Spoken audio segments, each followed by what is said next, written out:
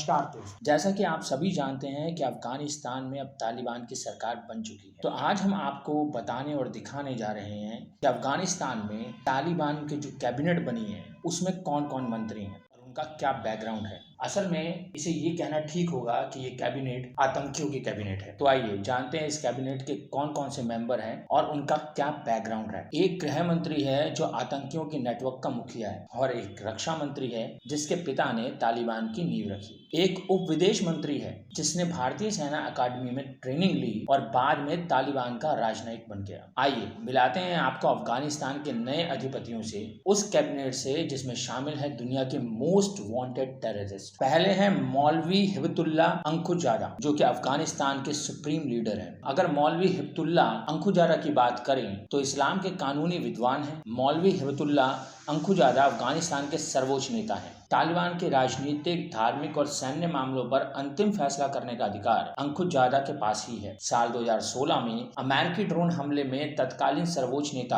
अख्तर मंसूर की मौत के बाद अंखुजादा ने तालिबान के लीडर का पदभार ग्रहण किया था। हिबतुल्ला अंखुजादा ने 1996 से 2001 के दौरान एक वरिष्ठ न्यायाधीश के रूप में कार्य किया था। उनके पास शिक्षण का व्यापक अनुभव भी है। वे दक्षिण पश्चिमी पाकिस्तान में कूचलक नाम की मस्जिद में पढ़ा चुके हैं। वे लोगों से ज्यादा घुलते मिलते नहीं हैं और सार्वजनिक उपस्थिति कम ही दर्ज कराते हैं। रिपोर्ट्स के अनुसार अंखुजादा ने तालिबान गुटों को जोड़ने में अहम जिम्मेदारी निभाई थी। अल कायदा के लीडर ऐमान अल जवाहिरी ने तालिबान के कई सालों तक सेवा करने वाले अंखुजादा की तारीफ की थी। उनकी उम्र करीब 60 वर्ष बताई जाती है। दूसरे हैं मोहम्मद हसन अंखुद, जो कि कार्यवाहक प्रधानमंत्री हैं। साल 2001 में अमेरिका के अफगानिस्तान पर हमले से पहले तक मोहम्मद हसन अंखुद उप विदेश मंत्री थे। अंकुत को यूएस केबल्स ने सबसे ज्यादा और गैर प्रभावी और अतार्किक तालिबान लीडर बताया था। हालांकि उनके बारे में ये भी कहा गया है कि वे तालिबान मूवमेंट के लिए पूरी तरह से प्रतिबद्ध हैं। फरवरी 2001 में बामियान के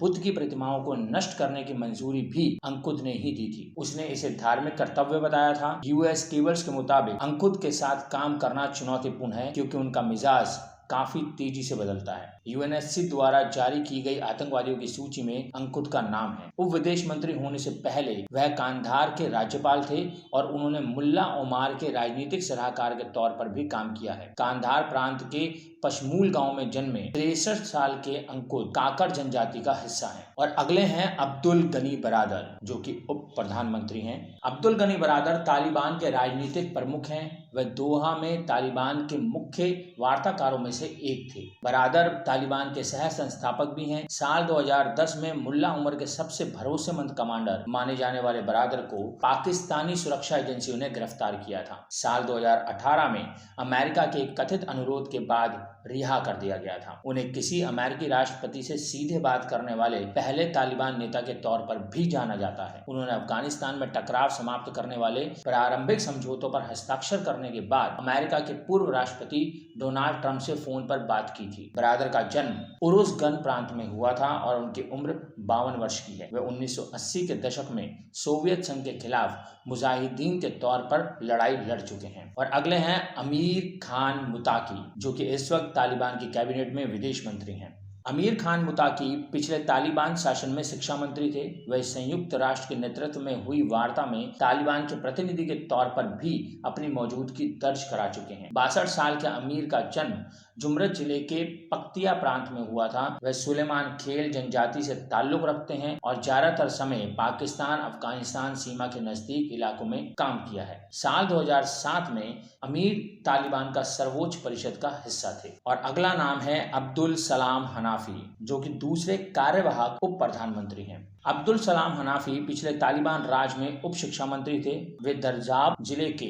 फरियाब प्रांत में पैदा हुए थे। साल 2010 से पहले तक अफगानिस्तान के जौजन प्रांत में कई गतिविधियों के प्रबंधन की जिम्मेदारी हनाफी की थी। वो इस क्षेत्र के मादक पदार्थों की तस्करी में भी लिप्त थे। इसके बाद बात करते हैं मुल्ला मोहम्मद याकूब की, जो कि इस वक्त तालिबान की कैबिनेट में रक्षा मंत्री के तौर पर हैं। मुल्ला महमूद याकूब तालिबान के संस्थापक मुल्ला उमर के बेटे हैं। वे तालिबान सरकार में रक्षा मंत्री बनाए गए हैं। तालिबान की कमान भविष्य में उनके हाथ में आ सकती है। कहा जाता है कि उन्होंने अपनी कम उम्र का हवाला देते हुए तालिबान के नेता के लिए मौलवी हिबतुल्ला अंखुजादा के नाम आगे कर दिया था।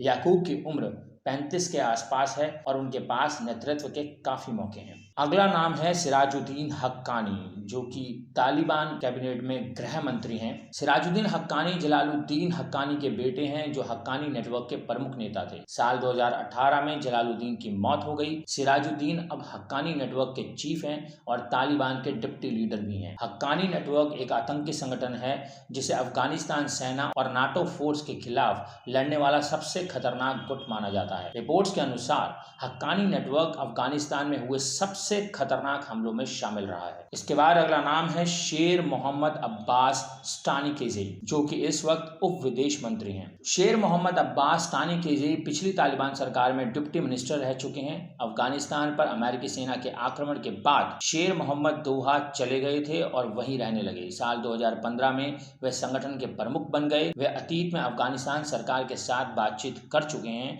और कई देशों की राजनयिक यात्राओं में तालिबान का प्रतिनिधित्व भी कर चुके हैं। अगला नाम है कारी दीन हनीफ, जो कि तालिबान सरकार में फाइनेंस मिनिस्टर यानी वित्त मंत्री हैं। कारी दीन हनीफ पहले तालिबान सुप्रीम काउंसिल के सदस्य थे। इसके अलावा वे तालिबान के कतर कार्यालय में वार्ता दल के सदस्य भी थे। उन्होंने पिछले तालिबान राज 1996-2001 में मिनिस्टर ऑफ प्लानिंग और मिनिस्टर ऑफ हायर एजुकेशन के तौर पर काम किया था। और अगला नाम है कारी फसीहुद्दीन, जो कि सेना अध्यक्ष हैं। कारी फसीहुद्दीन ने पंचशीर के संघर्ष में हमलों का नेतृत्व किया। ये भी अफवाह फैली थी कि फसीहुद्दीन की इस लड़ाई में मौत हो गई है। हालांकि तालिबान राज में उन्हें पुरस्कार मिला है और उन्हें सेनाध्यक्ष बनाया गया है। अगला नाम है ताज मीर जवाद, जो कि राष्ट्रीय सुरक्षा निदेशालय के उप मंत्री हैं। तार मीर जवाद को काबुल अटैक ग्रुप नाम के एक संगठन को स्थापित करने के लिए जाना जाता है। इस संगठन में अलकायदा, हक्कानी नेटवर्क जैसे समूहों के सैकड़ों सदस्य शामिल हैं। काबुल अटैक ग्रुप मुख्य रूप से काबुल शहर के आसपास संचालित होता है। यह नेटवर्क ज्यादातर अमेरिकी सेना की टुकड़ियों के सदस्य पर हमले और अपहरण के लिए कुख्यात रहा है। और अगला नाम है अब्दुल हक वासी, जो कि तालिबान सरकार में अब खुफिया मंत्री हैं। तालिबान के पिछले कार्यकाल में अब्दुल हक ने अलकायदा के लड़ाकों के साथ बेहतर संबंध बनाने और अफगानिस्तान में उनके ट्रेनिंग कैंप को मॉनिटर करने का काम किया था। वो इससे पहले तालिबान के खुफिया अधिकारी भी रह चुके हैं। यूएस केबल्स के मुताबिक अमेरिका में वर्ल्ड ट्रेड सेंटर पर हुए आतंकी हमले के बाद इस्लामिक कट्टरपंथी समूहों के साथ गठबंधन करने के तालिबानी प्रयासों में अब्दुल हक की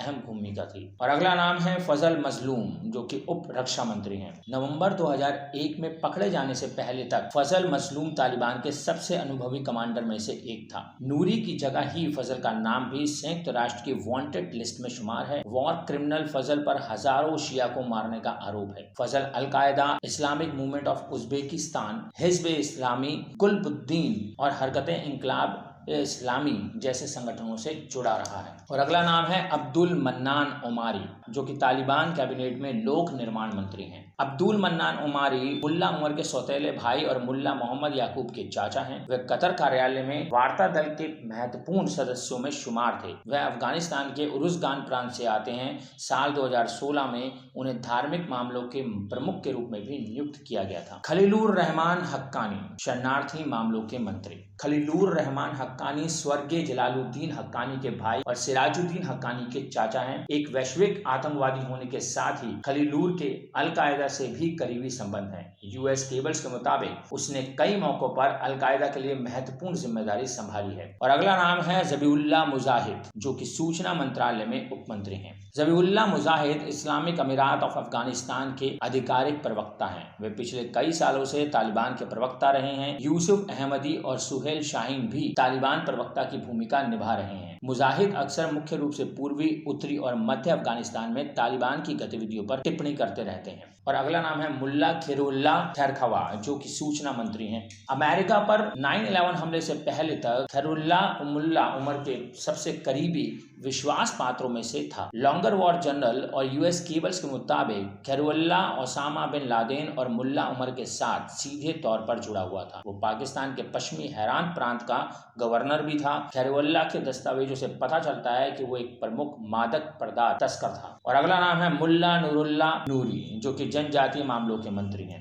अमेरिका के वर्ल्ड ट्रेड सेंटर पर 11 सितंबर 2001 को हुए आतंकी हमले से पहले मुल्ला नूरुल्लाह नूरी तालिबान के वरिष्ठ सैन्य कमांडर थे। इस हमले के बाद वे अमेरिका के खिलाफ काम करने में जुट गए। हजारों शिया मुस्लिमों की हत्या समेत संभावित युद्ध अपराधों के चलते संयुक्त राष्ट्र ने नूरी को वॉर क्रिमिनल घोषित किया है। तो ये थे वो सारे नाम जो कि इस वक्त तालिबान कैबिनेट के अंदर किसी न किसी पद पर हैं। इन सबको देखकर आपको पता चल ही गया होगा कि इनका पिछला अतीत क्या है और ये किस किस कामों से जुड़े रहे हैं। इनमें से ज्यादातर लोग आतंकी हैं और इंटरनेशनली मोस्ट वांटेड हैं। आज के लिए इतना ही, मिलते हैं एक नई वीडियो में एक नई जानकारी के साथ। तब तक के लिए अलविदा, देखते रहिए PRSD न्यूज।